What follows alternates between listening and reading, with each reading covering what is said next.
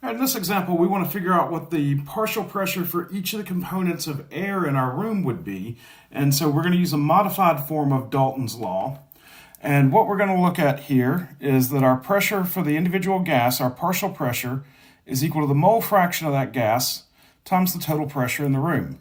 So our three gases in the room, we have 0.78 moles of nitrogen, we have 0.21 moles of oxygen, and we have 0.01 moles of argon.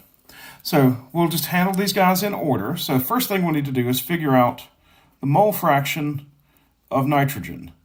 And this will be moles of nitrogen over total moles. So 0.78 over 0.78 plus 0.21 plus 0.01. And when we do that, our mole fraction for nitrogen works out to 0.78.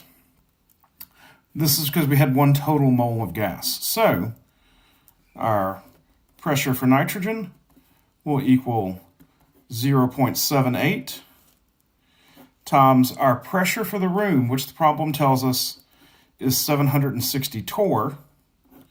So now we can go to our calculator. 0.78 times 760 is 592.8, or we'll round off to 593 torr.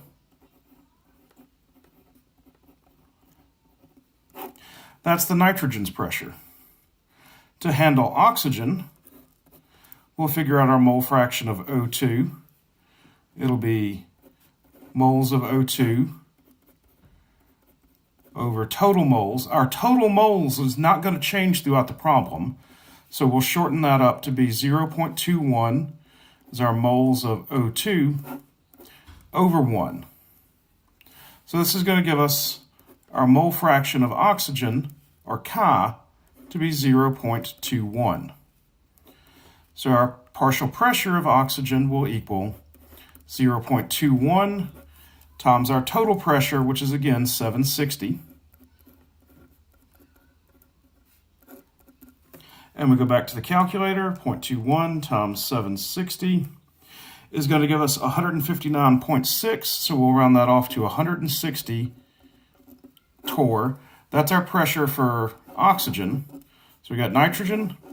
Now we have oxygen. The last one is to figure out our mole fraction of argon. Moles of argon over total moles. 0.01, and our total moles is still 1 mole. So this is going to give us a mole fraction for argon of 0.01. Our pressure for argon would be 0.01 times 760 torr.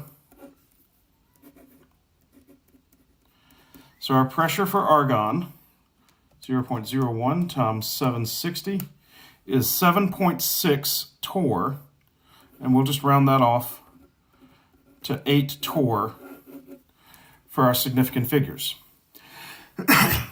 Now, one of the things to point out here, we're going to have 3 different answers, and because of our rounding, they may not add up to exactly 760 torr. If we had taken our exact values and not rounded them, they would have.